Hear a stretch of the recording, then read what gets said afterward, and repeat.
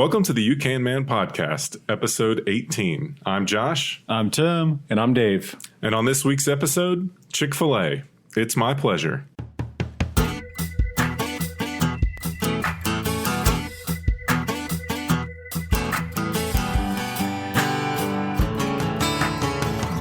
All right, guys, welcome back. Today in the studio, we have Chick-fil-A operator Josh Young. Welcome, Josh.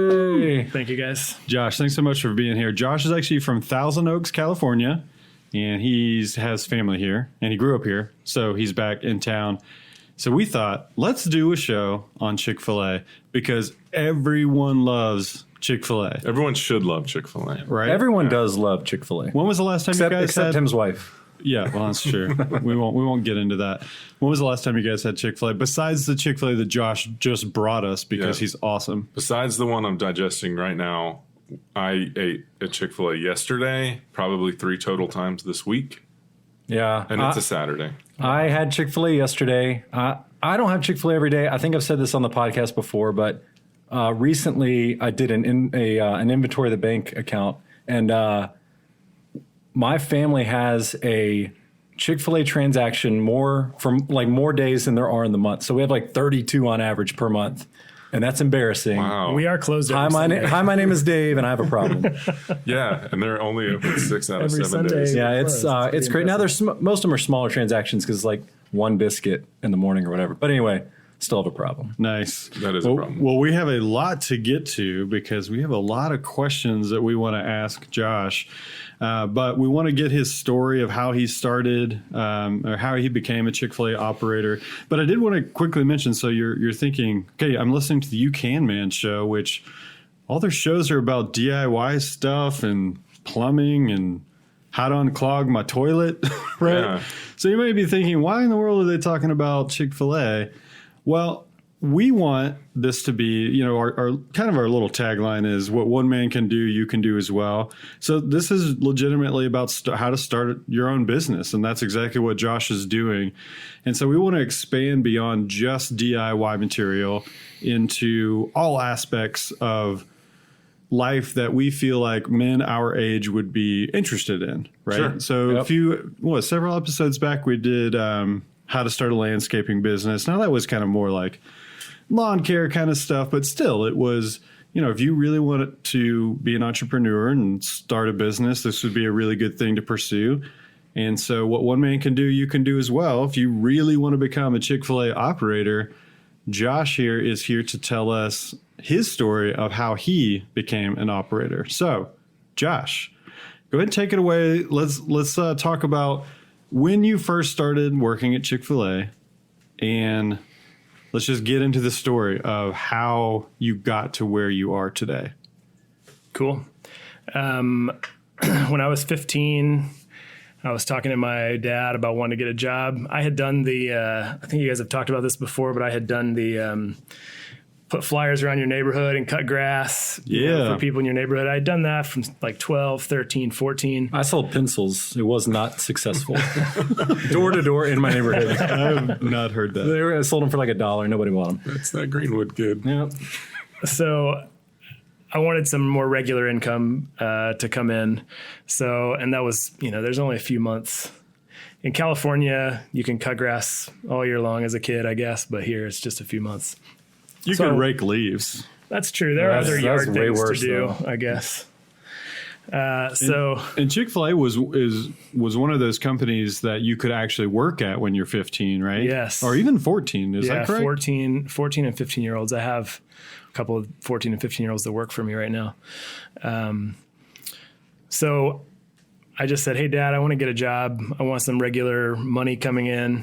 And he said, well, you're busy all day on Sundays with church. You got Sunday school in the morning, church at night, nap in the afternoon. Like that's basically my day as a kid. When I was 15, he said, if you want to get a job, it's probably going to have to be Chick-fil-A because that's the only place I know of that's closed on Sunday that would guarantee you the day off. Yeah. That was very. And your important dad to my worked at family. a church, so just to explain to our listeners too that you were at church a lot because your dad worked there as well. Exactly. So I went in and had an interview and got the job. Started off as a 15-year-old. It was a few months after I had turned 15, October. And so I started there. I think I started in the back. I think the first thing I did was like juice lemons or something, like, or I was maybe like, It sounds about right. I feel like you just beat the 15-year-olds, right? So you mop the floors, sweep them, juice the lemons. well, because there's so many restrictions about the amount of hours that you can work when you're 14 and 15 on a weekday, school day, even though I was homeschooled, the law still applies that you can only work 3 hours on a school day. So we worked this shift that was 3:30 to 6:30, which is a really weird time. Like it's kind of slow, and then it gets just busy for dinner. Then it slows down again, or then you leave right as it gets busy.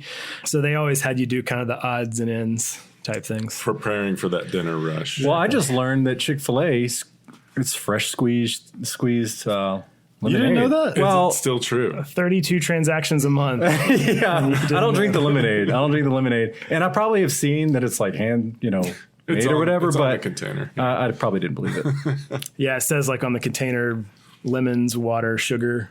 Yeah, but I'm like, how Gives you true the is that recipe. really? It's But true. now I know. It's true. Yeah. All right. I used to. So when I was 15, I was doing that. So Chick-fil-A was your first real job. Chick-fil-A is my really only ever real job. True. Yeah, because you've been I've with never them done ever anything since. else. Pushing lawnmowers and Chick-fil-A. Yeah. Kudos to you for and your parents, obviously, for having that work ethic. Like I was not at 15. I wasn't like, "Hey, pops, I need to be making some dollar bills. Like, what can I do?" Like that was just not on my radar, sadly.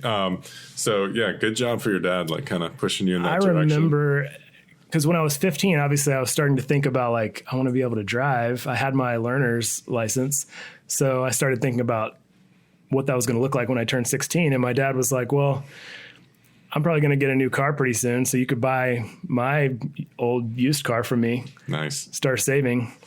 So, I mean, my first car, I literally wrote my dad a check for $900 for his 1989 Nice. Chevy Celebrity, and I drove that through my sweet freshman ride. year of college. So, Yep. Nice. All right. So 15-year-old Yeah. Josh, and you're not old, but you're not young. What year was this about? This was 98. And so how big was Chick-fil-A at that point? Because I remember there was one we all went to the same high school. There was one across the street from the high school, which is the one you worked at. And so we were aware of Chick-fil-A, but I don't think it was quite the phenomenon it is now. Yeah, if you're from Atlanta, or really a lot of kind of larger towns in the Southeast, Chick-fil-A's been around forever as far as you're concerned. But for a lot of parts of the country, it's still kind of new, like it is for us in California. But at that point, oh man, 1998, I don't know how many locations there were, but it was probably like between 500 and 1,000. Okay. And now you have like over 2,000 Over stores. 2,000, yeah. Okay. Yeah, Quarter of the size. About. Yeah, it was definitely a lot smaller. I mean, just to give you an idea, you know, like how well staffed they are when you go through. At that time, I mean, if I was working a closing shift in high school, I was one of like 5 total people working the dinner rush. That seems crazy That's like now. the 'cause- kitchen, yeah. front counter, drive-through, the whole deal. 5 people now. I can see 15 people from the Yeah, the there's line. probably there's probably 20 people minimum during a That's 6 amazing. to 7 dinner rush. So So where do you progress? How do you progress at Chick-fil-A? yeah, so I started off squeezing lemons. I would go up and run a cash register and do that sort of thing. I did that all through high school, and I really enjoyed it. Had a great time, but I never advanced as a high schooler. I didn't turn 18 until after I graduated high school. So I went away for a year to a school up in Tennessee, transferred to another Chick-fil-A up there, north side of Chattanooga.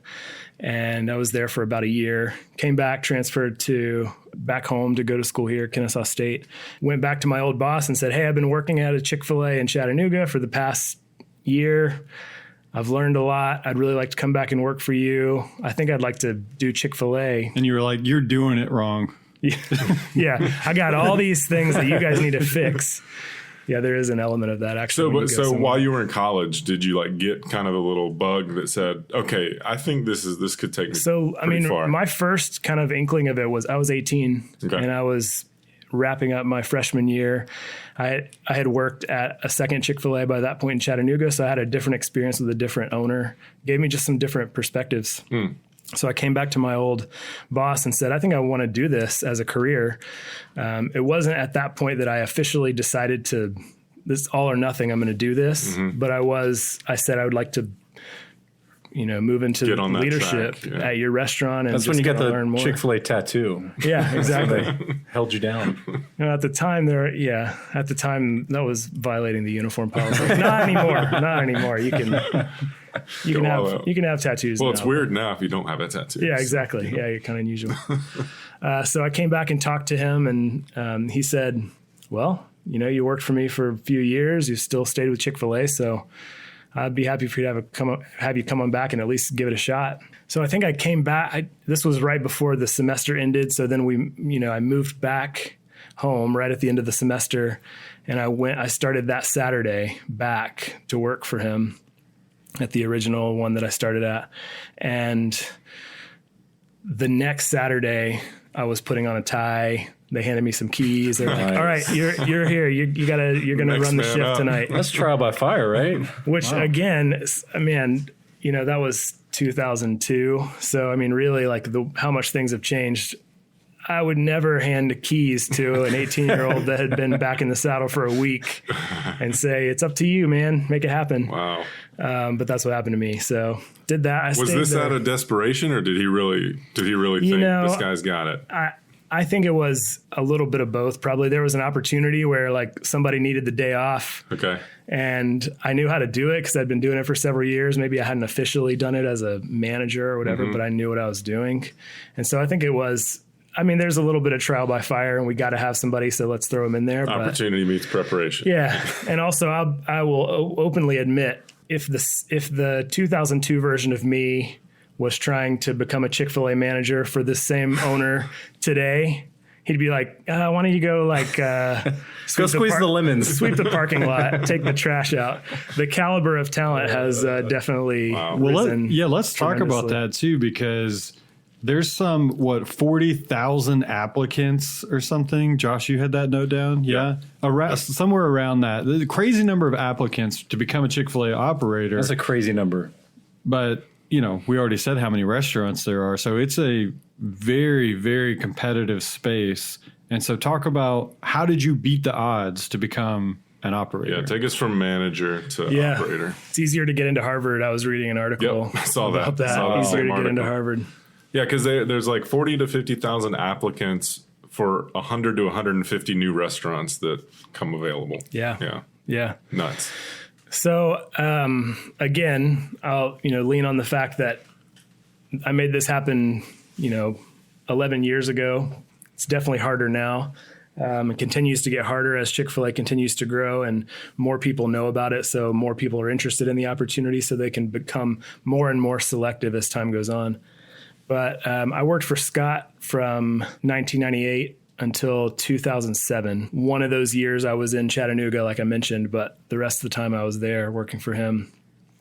And I just kind of kept moving up through the ranks. So I started off as doing whatever I needed to be done at the time, moved up, became a manager or a team leader or whatever it was called at the time. Ultimately got to the place where I was, pretty much like a general manager type, like top level leadership for that restaurant.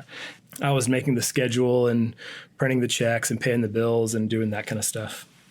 So probably 2005, actually late 2006, I was dating my soon-to-be wife at the time. We weren't engaged yet, and she worked for Chick-fil-A too. That's how we met. That's kind of another side thing. There's so many Chick-fil-A love stories. I have, I think, 4 couples that met and are now married that have worked for me, and the only reason they know each other is because they worked for me at Chick-fil-A, which is really cool. But that speaks to Chick-fil-A. You're not going to get a lot of that at other fast food chains. Yeah. So that happened to us. Yeah, they probably have a moratorium on it. You can't. My wife girlfriend at the time had gone actually to California to help with the grand opening of a new Chick-fil-A in the Sacramento area. And she spent 2 weeks out there, and she already loved Chick-fil-A. And we had talked about like, maybe one day I want to do this. But at this point I had also considered a few other things, and I was weighing the odds of different opportunities that I might have. And she called me like on one of her last nights in Sacramento and said, I think like we get married, and I think we need to do this. Like, this is awesome. I really want to be a part of this company, and these people have been great, and it's just a great organization. Little did I know, 13, 12 years later, we would be moving to California and opening up a Chick-fil-A just like she did back then before we were even engaged. So that was all I needed. I mean, it was her saying, let's do this. Yeah. Because, I'm trying to think through what I'm going to do to ultimately marry her and provide for her family and that kind of thing. And so for her to say, let's do it, just got me really excited. So it was that night on the phone. I remember standing up at the top of the hill. Our house was kind of down at the bottom of our driveway, went down a hill. I remember standing up by my car and just like kicking the tires around and talking to her on the phone late at night because she was in California. And I remember her saying that, and that was like the point that it flipped for me. Nice. So continued the conversation with my boss and started the process of really officially expressing interest in doing this as a career. Yeah, so then you kind of were put on that track at your store. Yeah. And then you continued that on, and then the first like official thing I remember was you had to intern at another store. Is that right? Yeah, so the programs have kind of changed over the years, but the program that I started with at the time was called the interim manager program. Essentially, you apply, they send you to a week of training if you're selected. I was actually turned down for that the first time. I don't know if you guys knew that. No, I didn't know that. So I asked right before we got married, I asked to get into this program, put in the application, did the whole thing, and they came back and said, no, you're not quite ready for this yet.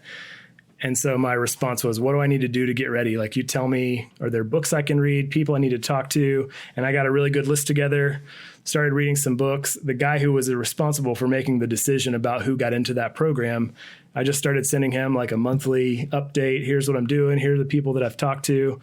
This is what I'm learning about the opportunity and what I need to be better at, basically. So it's not, it sounds like you'd been there for a long time at that point, something around 10 years. Yeah, 9 years. So it sounds like they have kind of a pretty tough vetting process for the people that they want to open their own store. Yeah, it is. It definitely is. They're looking for a lot of different characteristics, but I think the guy who made the decision and said, hey, no, not now, he also made the decision, all right, you're ready now, let's do this. I think he saw micro versions of those qualities and characteristics in me, and they just needed to be developed a little bit. So he gave me the opportunity to develop. I could have just kind of tucked my tail between my legs and said, all right, I guess I'm just going to go do something else. But instead I said, I'm going to buckle down and do some stuff. I drove out to Gwinnett County to visit a Chick-fil-A operator there. I drove down south of Atlanta to visit a Chick-fil-A operator there. I had phone calls with people. I was reading books. And ultimately, September after we had gotten married, so we got married in March, maybe 5 or 6 months later, I got the call saying, we're ready for you. That's that's a huge maturity lesson in life in general. Like, you've worked so hard for this, you get turned down, and a lot of today's culture and some aspects are like, all right, man, well, you don't know what you're talking about. You're that's on you. Yeah, you're missing out on me. Sorry, bro. Yeah. They basically told you, you're Harvard material. You're not Chick-fil-A material, right? Yeah, exactly. Yeah. So, just the fact, it's a lesson for everyone. People in a higher up position than you that you're aspiring to, that if they make a certain decision and give you feedback, take the feedback and hold on to it and go hard into that feedback.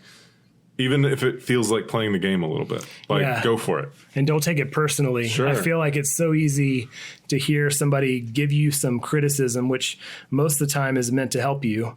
It's so easy to take that personally and be like, think that they don't like you or think something like that, instead of thinking maybe they're really trying to help me get better and trying to help me prepare for an opportunity. This is perfect You Can Man spirit right here, to take that initiative once you got that initial turn down, like, you know what? No, I'm gonna do my research. I'm gonna, network with other people and figure this thing out. So that's a huge part of that, because you could have totally walked away at that point, but you chose not to, and you chose to stay and fight. So that was awesome. All right. So what happens after this program, this interim manager? Yeah. program? So thankfully, Chick-fil-A is great about taking care of spouse and family travel with you, that kind of thing Really? in this program. So Mallory and I packed up. So I went to training at corporate in Atlanta for a week. The last night of training, most people went home back to their Chick-fil-A locations and waited for them to call within an assignment. That the last night of training for me, they said, "Hey, you," and there were like 4 other people. We have an opportunity that's going to happen very quickly, and we want to make sure that you're able to go now. So the guy, Craig, sat down with me and said, "All right, so I can't tell you much about this opportunity because it's a situation where we're having to terminate a contract with an operator, which is something that happens very rarely with Chick-fil-A, but does happen. And we need you to go on Tuesday." This was Friday night. "We need you to go to the Northeast." That's all he would tell me. Wow. On Tuesday, and basically you'll be taking over on Thursday. Amazing. Jeez. So it's like 6 days from now, you'll be taking over as the company manager while this restaurant transitions from being individually owned to being company owned. So in the conversation, I was like, I know I need to like talk to my wife about this, but we had already talked about it. So I knew she knew this was going to happen. So I said, "Yeah, we'll do it." Wow. Knowing that I could probably, if she was like, "No, we're not ready," I could probably call and say, "Hey, not quite. Can we wait?" Well, you probably told her. I didn't tell him yes yet. Okay. Right. Yeah, of course. No. So he said, "All right, great. Well, we'll give you more info as we have more info." Still told me nothing about the whole situation. And I went back to the hotel. We were staying at Marriott, like right down there near the airport. And I called Mallory and said, "Hey, I, got some news. As long as you're good with it, we're going to pack up and leave and go to somewhere in the Northeast on Tuesday. You good with that?" And she was just like, "Wow, that was fast. Yeah, let's do it." So we packed up and headed up there. So we were in Philadelphia, is where we ended up being, Bucks County, kind of like about 25 miles north of the city, in a mall location for about 6 months. October through March. Came back here and was able to have a really cool opportunity to be that same role at a Chick-fil-A here in Marietta, the Chick-fil-A that I just brought all the food. Yeah, to you East guys Lake. from. What? East Lake Chick-fil-A. Wow. I was able to be there for about 6 months and then transitioned the current operator in there. Crazy. 2008, I guess. And all these opportunities are your proving ground. So Yeah. Chick-fil-A is taking note of how well did Josh run the store? Did he get the numbers up from the previous year? All those sorts of things. Yeah, they want to see. It's kind of you were talking about playing a game earlier. There's a little bit of a game to play because you walk into a place and you got like a few months to kind of put your thumbprint on that place and make an impact. This place was pretty easy because it was like there was a lot of just like fixing broken things and training the team. There was a lot of things the one in Philadelphia that I was able to just kind of do. But sometimes it's a little bit more difficult for those people. And that program still exists. It's called a leadership development program now, and it's a 2-year program where at the end of that 2 years, you go into focused interviews for specific locations. But when you're an interim manager, when you're in that program, you are a Chick-fil-A Inc. employee for that period of time, running it as a company-owned restaurant. And if we'll talk about this later, I'm sure, but most every Chick-fil-A is individually owned by one person. Yeah, let's go ahead and get into that because this would be a good time because Okay. Chick-fil-A has a very unique model that's unlike really all the other franchise, fast food franchise opportunities out there. And I think a lot of people don't understand that model of how Chick-fil-A is set up. So go ahead and talk about that whole kind of owner-operator relationship. Yeah, so pretty much every Chick-fil-A that you walk into anywhere in the country is going to be owned by an individual who lives in that community. It's every once in a while there are locations. Typically, they're in transition between one owner and another owner. If a location is company owned, essentially it has to have somebody from Chick-fil-A Inc. to run it. that's what an interim manager does. But most of Chick-fil-A's that you see every time are owned by an individual. Okay. So, and Chick-fil-A owns the brick and mortar, right? So talk about how what when you call yourself an owner, which you are, you're a business owner, but what is shared in between the two? How is that relationship? Yeah, so essentially Chick-fil-A selects the location, Chick-fil-A builds the building, Chick-fil-A fills it with equipment. And I've signed an operator agreement with Chick-fil-A to be the independent, business owner, the franchisee of that location. Chick-fil-A always owns the building and all the equipment. I own the business that exists inside that location. So I lease all the equipment from Chick-fil-A. I lease the building from Chick-fil-A. Even if Chick-fil-A outright owns the property, like in the Southeast, Chick-fil-A owns a ton of property, and like the locations, a lot of them are owned. My location is leased from somebody who owns a tract in Thousand Oaks. And so, but if Chick-fil-A leases it or owns it, they then sublease it to the individual operator, and you pay a percentage of your sales every month. So it's not a flat rent. It's just a percentage of whatever your sales are for that month. Okay. Yeah, so we'll go ahead. We'll get into a little bit more of that, because I want you to bring us up to, so you're the interim, you're a Chick-fil-A employee. So these stores are not your own. You're just doing internships with them. And then obviously they take note. And then you get to a point where they're like, okay, now you get your own store. So talk to us about that, where you were and all that kind of stuff. What's the process like that lead up to like the day they like that you because sign on the line? You have to put your name in for these, right? So they're not, you have to take the initiative to say like, okay, throw my name in the hat for this store, right? Right. Yeah. So I was at Eastlake. I was still the interim manager, and they had already selected the incoming new operator for that location. So I was having phone calls and conversations with people. They're trying to decide, are they going to send me to another interim assignment? Typically, this is about a 2-year thing. I had been doing it for like 11 months. Are they going to send me to another assignment, or there may be some opportunities that would work out for me to get my own restaurant quickly? Originally, we had said we want to be within a few hours of Atlanta. We want to be able to be close to home. Then we said, well, we would be willing to expand a little bit out from that. As long as it was a really great opportunity. And this was another like gut check opportunity for me, because in my mind, I had this 11 months of experience of running these restaurants. I'm like, I know how to do it. I can do it. So if I'm going to move far away from Atlanta, get away from family, it needs to be a great opportunity, right? I need to be able to jump into a bigger restaurant that has a lot of sales. And the lady who was responsible for doing some of those interviews said, well, just so you know, you're going to be competitive for this type of location. The type of location that she mentioned is like a super low performing entry level. You go and figure the thing out at one of these locations.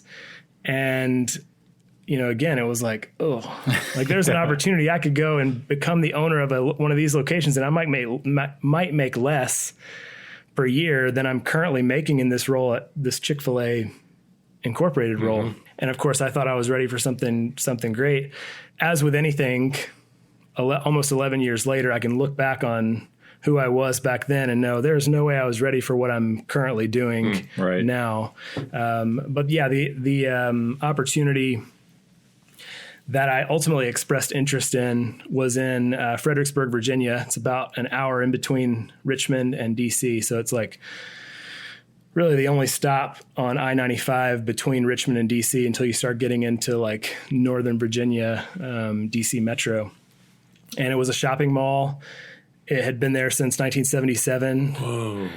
So it was an older location. And it was a traditional mall. So the store was like inside the mall. So like a food court kind of thing? It wasn't a food court, actually. It was called a cookout front. But like imagine you're walking the halls of a mall and there's like a corner spot that would be any sort of retail store. Instead of just being like you walk through the gate and then you're shopping for clothes, it was like a corner spot, but it was a Chick-fil-A. Wow. We had 75 seats, like a little mini dining room.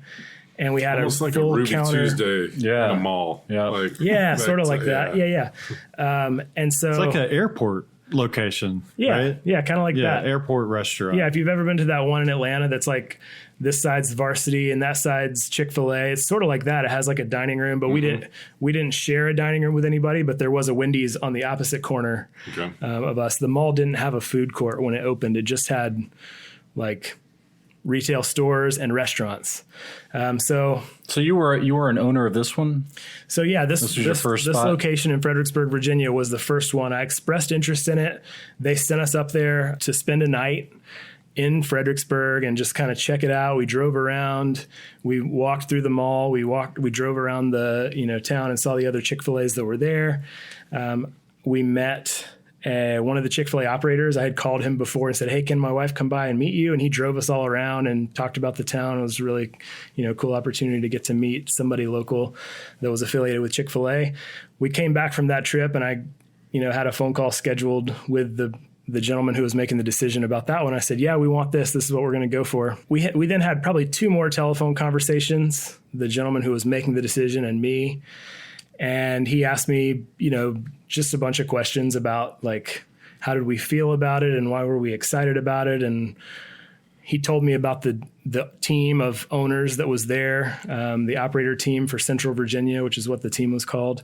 And just kind of asked me a bunch of questions. It didn't feel like really interview. It felt like we were just kind of talking about the opportunity. He knew you had like the nuts and bolts to do the job. He was just like, "Now, how do you feel about it?" Yeah, I think so. After we had a couple phone calls, again, I was still the interim manager, still at that assignment in Marietta at the East Lake Chick-fil-A. And then he said, "All right, well, we're going to bring you into corporate. Come on this day, and we're going to have you go up to the fifth floor of the corporate offices where all the, I think it's changed now, but it's where all of the HR people were, and where Truett was, and Dan, and like all of the founders and family. It was like the executive committee. So you were like, "Whoa, the 5th floor." Yeah, no that's where you go, man. So we walk in, sit down. They have these couches in the atrium. If you've never been there, you should go. You can go take a tour. Yeah, I've heard about the tour. I want to do it. Yeah, it's a really awesome tour. But you walk in and there's this big atrium and this spiral staircase and this like glass front elevator. And you just say, "I'm here for an interview." My wife was there with me. You bring your spouse. That's so cool that the company does it. Like all the opportunities they've had to let your spouse go with you is so cool. Yeah. So we're sitting there at the, in the atrium, and then finally they call us and somebody comes down and brings us onto the elevator, and we get on the elevator and go up to the top, get off and sit on another couch for about half an hour, waiting. Go into interview with somebody that I had already interviewed with, who asked me just a bunch of questions that were like, probably really legal questions, like asking about one of the questions they ask you. I think I can say this. I don't know if it matters. You can. I can Go say ahead. it. I can, man. One of the questions that they ask you is, do you eat chicken? What a strange question. And then they ask, if of course you're going to say yes. I mean, in most cases, and then the follow-up question is, do you eat Chick-fil-A chicken? So after she asked me the question and I answered, she says, "Here's the backstory for that question. We had a lady who was such a huge fan of Chick-fil-A and loved it, and her whole family loved it. And they would always come to Chick-fil-A. So she put in an application and she got all the way through the process, and she got up here to talk to us. And somehow in conversation, we found out that she's vegetarian. Yeah. And she literally didn't eat chicken. She just loved Chick-fil-A so much as like a company and the values and all this stuff. And her family ate it, but she never ate it. And they were like, "Can you really?"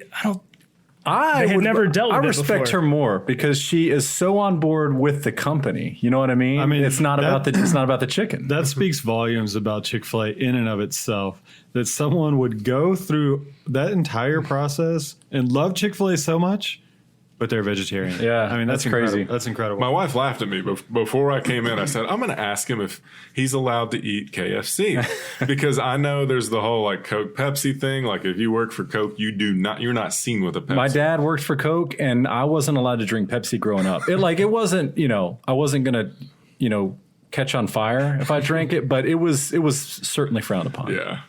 Yeah. I always say like it's market research. Yeah, there you go. Popeyes or KFC or even like McDonald's, because McDonald's is probably our biggest competitor in almost every Well, they copied part of the country. pretty much everything Yeah. about your sandwich. Yeah. So. Except the deliciousness. They missed that That's part. the good flavor. Yeah. Any other interesting questions that they asked you during that kind of last interview? No, mainly they're asking you questions about like your character, and like you're going to have the opportunity to employ a lot of like high school and college age students. So how do you interact with people of that in that age group, especially like when you're talking about employing 14 to 17-year-olds? It's just high risk, and they got to make sure that you're going to. Yeah, and they're kids, right? Yeah, Yes. you're going to make sure that you're going to take care of people, and that it's not going to cause any problems. So they ask a lot of questions about what type of employer you plan to be and that kind of thing. So after those questions, like the laundry list of legal questions that they ask, we went back out to the couches one more time, got called into the office of this lady named Deanne Turner. I didn't even know, but she was like way up the chain in HR. And I had never met her before and didn't recognize her name necessarily. But she was like our final interview, and Mallory came in with me, and we're sitting there, and she's asking me questions. And then she turns to Mallory and asks her a few questions like, why do you think your husband will be a great Chick-fil-A operator? And, Mallory just started talking about how she had seen me interact with, team members at the locations that we had been at, and how she knew how much I loved, to care for people and really provide them opportunities to grow and that kind of thing. And I was like, slam dunk, good job. And then it just kind of ended, and they said, all right, well, we're going to have, there was another guy that was also interviewing up there at the same time as me with his wife. And they said, all right, we're going to take you guys down to the cafeteria. You can have lunch. And we went down to the cafeteria and had lunch with some guy from like another guy that I'd never met before, which, come to find out was kind of another, like, just casually, we're not going to interview you, but it's going to be like this casual, like, we're just hanging out and having lunch, but we're going to ask if, we're going to talk about you and get to know you. Good. I mean, by the time, He was the good cop. yeah, like, exactly. yeah. By the time I was done with the whole interview process, I had probably interviewed with, probably 9 different people. That's a long day. And I didn't even talk about the interviews that I had when I was in Philadelphia at that location. They sent 5 people from HR into the mall food court that I was at that point and interviewed me there. So there's a lot of interviews. That's just part of the process. I think I remember you saying that you would have people just pop in too. Yeah. Oh yeah. Middle of the week. Yeah. Oh, here's a Chick-fil-A corporate person. The amazing thing is at Eastlake, the current president of Chick-fil-A, Tim Tasopoulos, lived like a mile from here. Like he lived really close. So the Chick-fil-A that I was in charge of running for a few months in that transition period was his Chick-fil-A. And he'd come through the drive-thru and just order food on his way home from work. And you guys have good to luck. Look out with binoculars for his car Here when he he rolls is. out. Yeah. It ultimately ended up being this incredible opportunity. He came in on one of my last days there as I was getting ready to transition it over to the new owner, and just said, hey, I've seen this place. Like, it was obviously difficult in the beginning because there was a lot of transition with the old operator leaving and the new operator coming in. And I've seen a lot of great things happen here. I just want to congratulate you. You're well on your way. And it was just a really good, like, affirmation. You're like, can I get that in writing? Could you please? Yeah, I know. I didn't have Put a that in video my on my file. phone at the time. I could pull it out. Nice. So, so at the end of the interview, we went down, we had lunch, and then we came back upstairs and they said, all right, well, it's yours. You got it. It was kind of like, now they do this whole like ceremony where you go and ring this cowbell, and they take a lot of pictures and you're signing and they're taking Get that pictures. social media. Yeah, it's not. You need a retroactive ceremony. I feel like. I would love to ring that bell. Yeah. That seems like a really cool I bet thing. they would make it work for you. So they said, all right, well, we'll get in touch with you about when your training starts, because there was another 4 weeks of training that came after that at the corporate office. And if you live in Atlanta, you could go home on the weekends. But if you live somewhere else in the country, which most of the people that were in my class did, they stayed They'd lock you for down. a full month. And Wow. I was married, but no kids. There were several of these guys that went through training with me that were married with kids. And like this one guy had 6 kids, and he was in Atlanta for a month for training. So I I accepted the offer. And then it was like maybe 4 weeks later that I went into training, which is the day you start training is the day you officially sign your operator agreement. And that's also when you like officially become a Chick-fil-A operator. You go through the whole training process. So one thing is you for write the certain, being an operator of a Chick-fil-A is choosing you. It's not the other way around like any other kind of franchise thing. They are seeking you out and giving you the opportunity to do it instead of really the other way around. I mean, essentially. You have to put your name in the hat, but they're driving the car. Yeah, I would say like, I mean, because I do this for a living, because I, wear a Chick-fil-A hat from time to time, or I have my Chick-fil-A Yeti mug, that I drink out of. People come and talk to me and ask me all the time, or they just get my picture in their email. Like if you guys have the app, Yep. you get emails from whatever Chick-fil-A you go to with free stuff. So they see it. And so I get tons of questions. They ask me about it all the time. And some people are like, that's really cool. I think I want to do that. And I'm like, well, why don't we schedule a time for you to come back and let's chat? Because they'll go on the website and see it. And first of all, just the expression of interest form alone is pretty intense. And you send that in. And if you get selected to, that's, 40,000 people like we were talking about earlier, Right. Some crazy amount of people get turned away just from that step. Sure. It goes down to it's in the thousands. It's a big culling. They weed it down pretty quick. Yeah. And so then you get the opportunity to do the application. Well, the application is so long. You're putting every job you've ever done. It's like, if you're trying to get into the military or a government job where you need security clearance, it's that kind of stuff. They're calling people that you haven't talked to in years to ask about you and checking all this stuff. So it's this huge process. So yeah, you're saying, I really want to do this, but ultimately it comes down to them saying, you're the person for this specific location and we want you, and we think you're prepared for this specific opportunity, and they're choosing you for that. Yeah. And ultimately, when I started the process, I didn't want to move to Virginia. I lived in, Metro Atlanta all my life. I wasn't thinking of, wanting to go somewhere else, but because there was an opportunity to be able to make it happen, we moved 600 miles north and walked through that door. Made it happen. Yeah. All right, Josh. So you were in Virginia for how long? Just over 5 years. So I told you that original location was an old school location with the 75-seat dining room.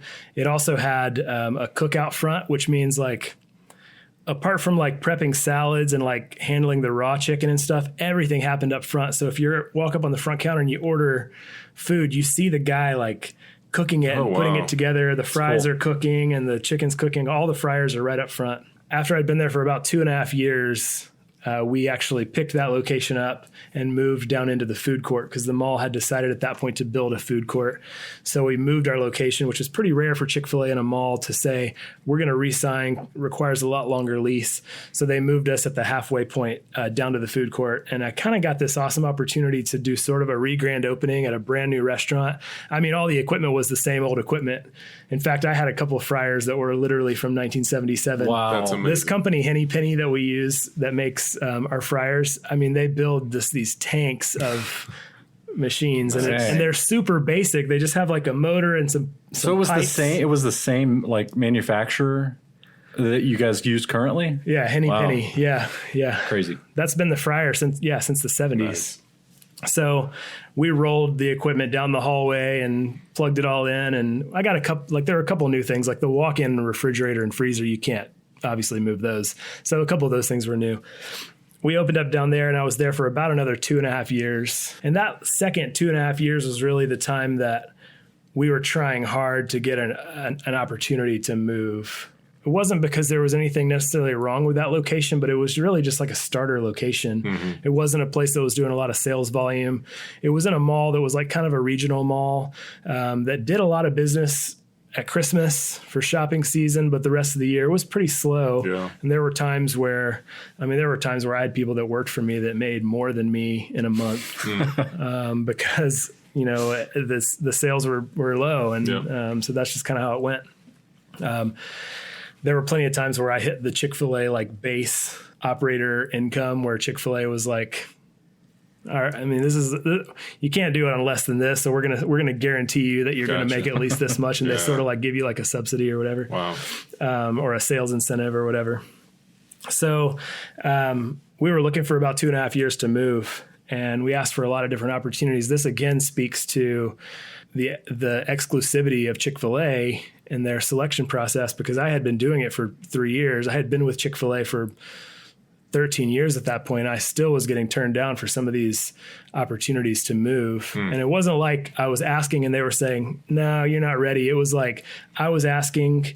2 months later, they were calling me and saying, all right, you're one of the lead 3 candidates for this opportunity. We're going to come and visit you. A month later, they came to visit. They saw the whole restaurant. I gave them my plan. We talked about the business and why I wanted the other location. A month later, they called and said, hey, we chose somebody else, one of the other.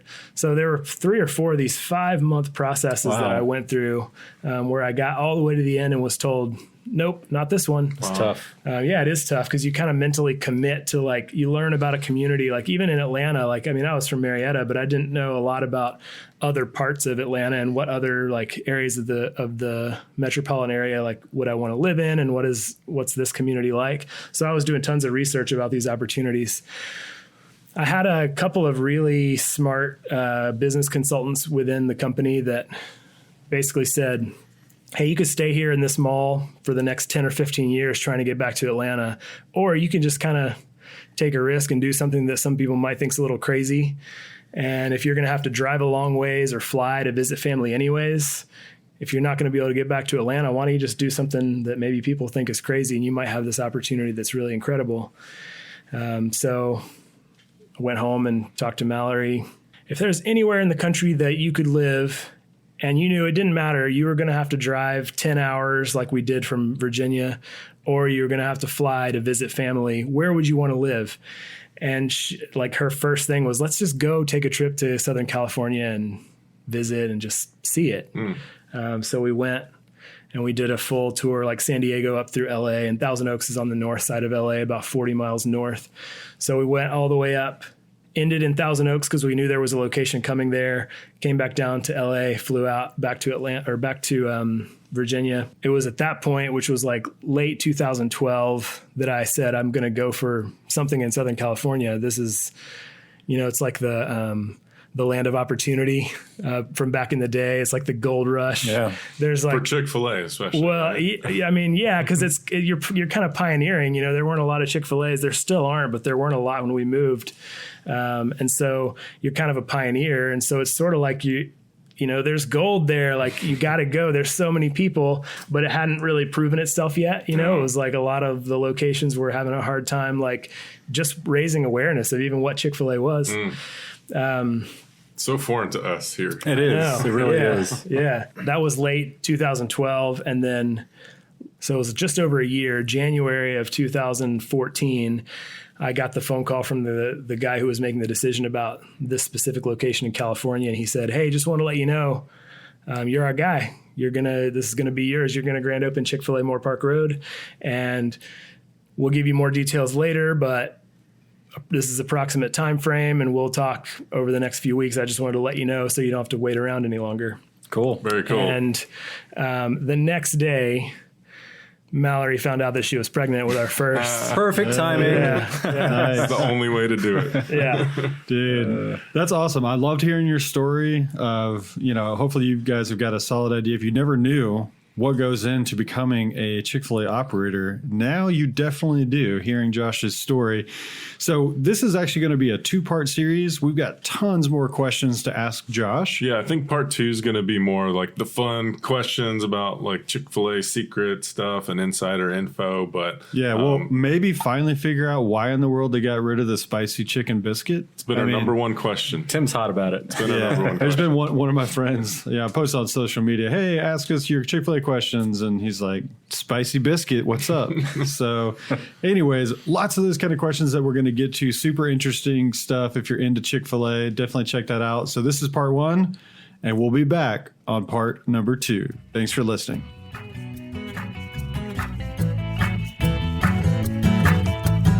This episode is sponsored by 1776 United. 1776 United is a patriotic and historically inspired lifestyle brand. They make the best patriotic shirts and apparel on the market today. I personally own many of their products, and if you want to don patriotic gear without looking gaudy, check them out on Instagram, Facebook, and at 1776united.com.